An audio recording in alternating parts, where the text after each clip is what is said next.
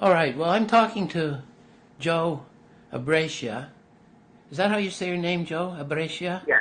And Yes, who's sir. a native of Kalispell, Montana, way out in the Wild West. And he's a art restorer and a conservationist and a painter, and he has a gallery which is full of the, I guess a lot of it seems to be the work of his father and other people and himself. And so I was just going to have a conversation.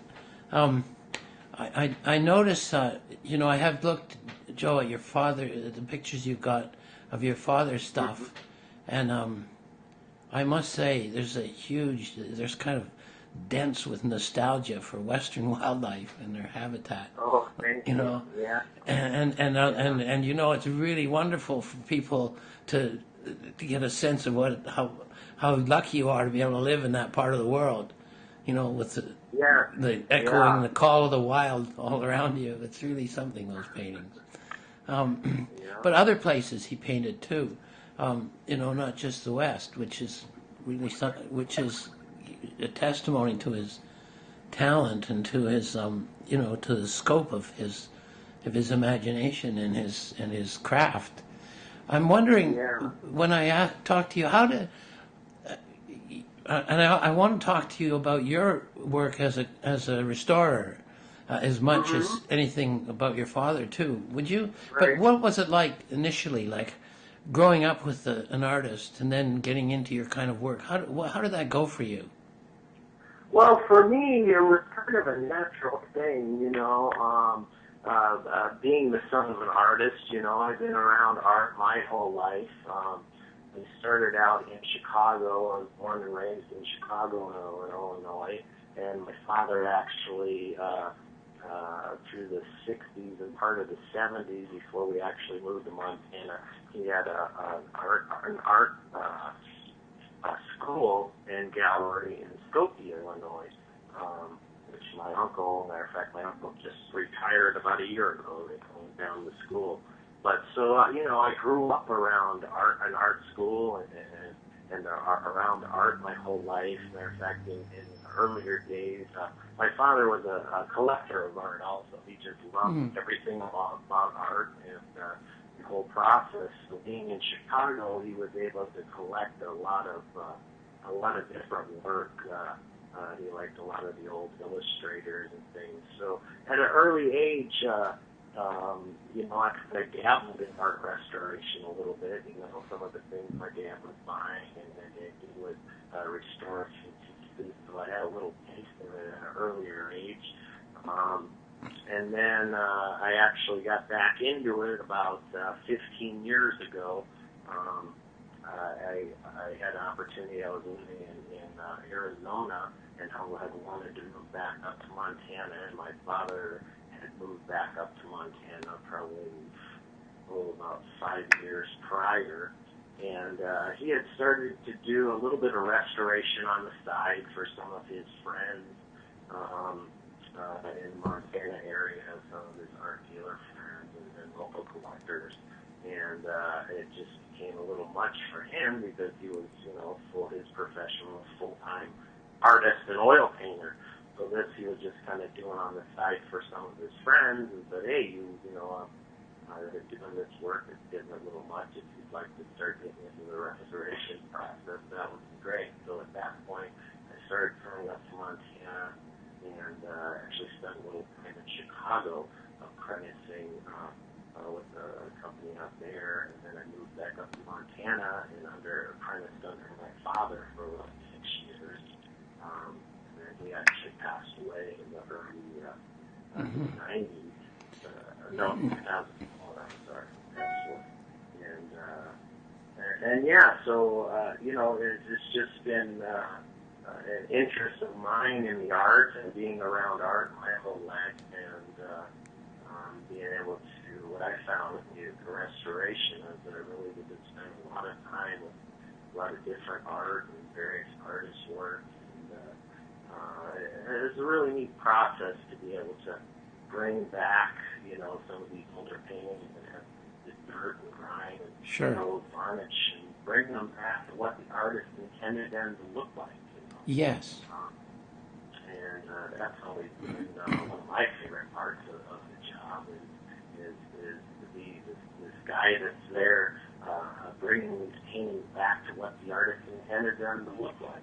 And a lot of them, the older paintings, haven't been seen to their full potential in many years. So it's been kind of a neat thing for me. I feel blessed that that middleman that gets to bring it back to what they intended their original pieces to look like. That must be wonderful. Yeah. To see that work suddenly starting to blossom through the grime and the damage from all the years it's been out of sight or not being looked after. Yeah, and a lot of the stuff too, like your varnishes and stuff that yellow over time, it's not a natural occurring thing for Yes. the older varnishes to yellow, and but what that yellow does is it actually affects your colors. It always amazes me some of the landscapes that you do a landscape, some landscape and Sure. and that's nice, but then you start cleaning it and you find that you bring back the depth to a landscape, and because yellow is the opposite of your blues and purples. Of course, yeah. In your landscapes and to get that depth back, to bring it back to what the artist What it was. It would be like having a yellow filter on your camera. Exactly. That's exactly it. And it's quite amazing. A lot of times too, you don't really realize how much stuff is actually on there until you actually pull up. I usually the first thing I do with the painting is I examine For sure. it, see what's going to be involved chemically and mechanically into bringing it back. And it's just amazing to see a little section of the sky that it wasn't such a bright color, and then you clean it, it's like, wow, the vivid in it, and the depth he was actually able to capture. It's really quite amazing. I think it must be very rewarding work. Do you get lots of work to do? Yes, I'd say pretty steady, where I'm located up in northwest Montana. I'm not the only reputable restorer around. Sure. There's not a whole lot of people that are able to do this. So, I stay pretty busy with a lot of the local art dealers where we live in northwest Montana. It's a pretty rich heritage of art and art collecting, and That's very nice. quite a few dealers up here. So I've been able to tap into that and really develop some neat relationships with some pretty prominent collectors and Western art dealers. So I've been able to work on some really magnificent pieces and quite a few top Western things. So it's really neat to be able to spend so much time with these individual pieces and really get a sense of what the artist was doing and familiar with his work. I have a couple local artists. One was his name was John Ferry, and he was actually commissioned by the Great Northern Railroad back in the early teens.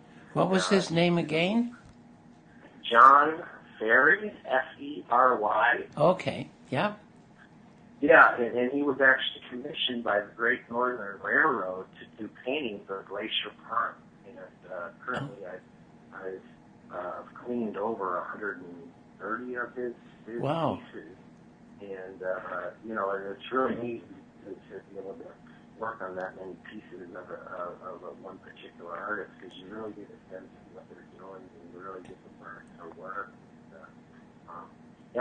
It's been really blessing to be able to spend so much time with some of these major pieces.